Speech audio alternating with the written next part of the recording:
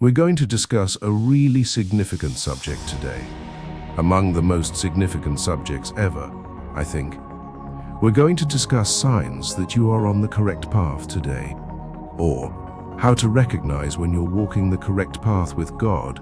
What then are the warning signals? How could you be certain? That's why I'm here, then. However, I'd want to urge you to subscribe to our YouTube channel before I begin this video. To receive notifications whenever we upload a new video, click the notification bell. May God reward you. I am aware that you hear this on every other channel, but you would be well to subscribe to receive a consistent stream of all the tasty, divine information we have to offer. You can be the first to know when new content is uploaded if you simply click the subscribe button and the notification. Okay, now let's get back to the video. There's one thing he expresses himself, the way he loves up on God, the way he's so direct about what he wants, the way he doesn't hesitate to serenade God and reassure God of his love for him. Now, I am not surprised that God loves him so much, and he said the sweet things that he said about him. Hey, you can't blame him. God has feelings too. In Psalms 101, David told God, "Now, let's see what it is."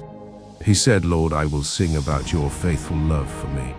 My song of praise will have your justice as its theme." I'm trying my best to walk in the way of integrity, especially, but I need your help. I'm wondering, Lord, when will you appear? I refuse to gaze on that which is vulgar. I despise the works of evil people and anything that moves my heart away from you. I will not let evil hold me in its grip. Every perverse and crooked way I have put away from my heart, for I will have nothing to do with the deeds of darkness. I will silence those who secretly want to slander my friends, and I will not tolerate the proud and arrogant. My innermost circle will only be those who I know are pure and godly. They'll be the only ones I allow to minister to me, because there's no room in my home for hypocrites, for I can't stand chronic lies, those who flatter and deceive. So David was quick to let God know the things that he intends to do so as to keep a good relationship with God, and that was one way to God's heart, staying on his path, the right path. One of the main signs, which is the first sign that you're on the right path, is the fact that you are willing to walk in the way of integrity. As it says in Psalms 101 verse 2, you must be willing to walk in the way of God. A few days ago, I had something to do with someone. It's true that you cannot purchase integrity at a market. As he stated, integrity is a quality that one acquires and maintains via the application of godly character. It is impossible to compel integrity. God will never say, "My child, take integrity." Oh. So the very first way to know that you're on the right path is that you know within yourself that you're willing to walk in integrity. The second sign that God is saying that you're on the right path, you should feel at peace with your spirit. There are certain times that you just know that something is off. Your spirit is irritated, and you just don't want to do anything productive. You just want to be left alone, and you feel so disorganized. Yes, that is a major spiritual signal that you may be doing something wrong, and that the Spirit of God has given you signs to refrain from doing that. It also indicates that you are not at peace with your spirit. He has given you cues to refrain from these kinds of behaviors, ideas, and other things. The third indication is when you find evil deeds repulsive. When you encounter something that does not exalt God, you need to automatically disapprove of evil as a child of God walking on the right path. Now, this is another way to know that yes, your heart is in the right place with God.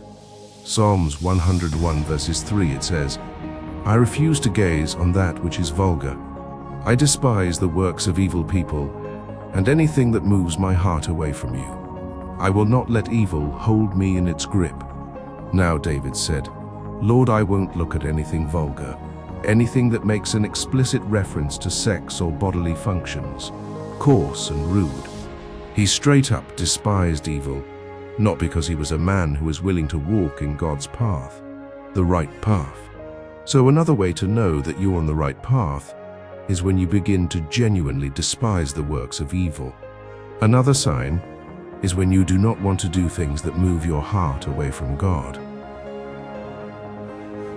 Thus, when you start to truly detest the actions of evil, that's another sign that you're headed in the right direction.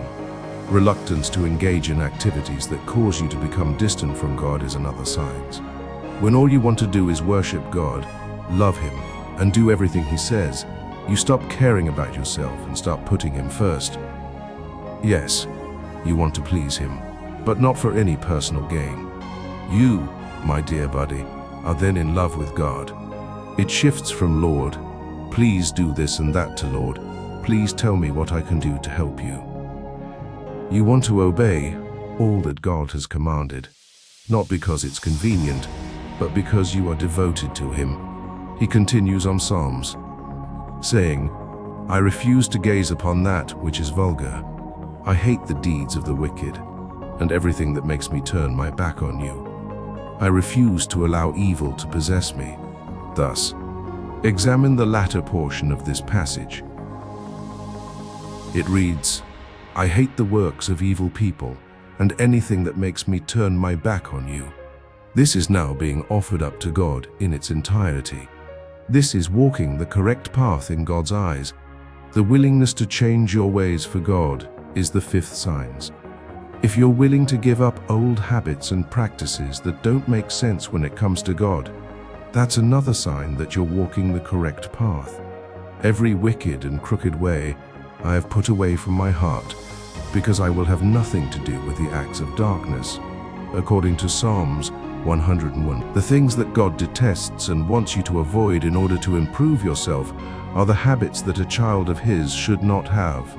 Gluten, lies, cheating, stealing, backbiting, and idolizing things. Fun fact: as Christians, there is nothing we can do to enhance, elevate, or add to God. He is an all-powerful God. Therefore, whatever He commands us to do, it is for our own benefit. At this point, God exists alone, and neither I nor you can do anything to change or enhance Him. This highlights the extent of God's love for us and His deliberate efforts to help us develop into better versions of ourselves. And it is this that raises us to His level. The sixth sign is that you love people the way God loves them, and that you have compassion for souls.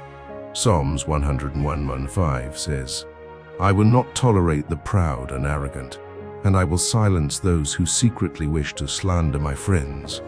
In my previous point, I explained how God is such a lover and a people person that everything He does is done so with such intentionality and only for the good of us, His creations.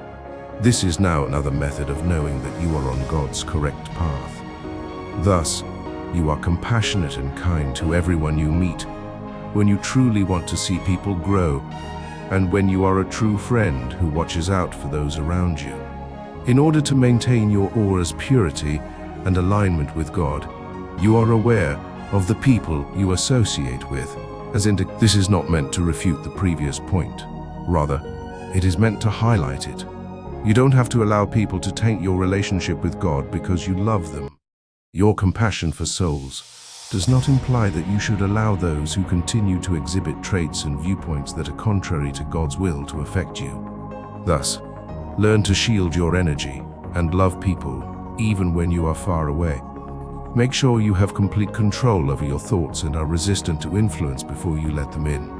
And then it's up to you to mentor and influence them in the right directions according to God.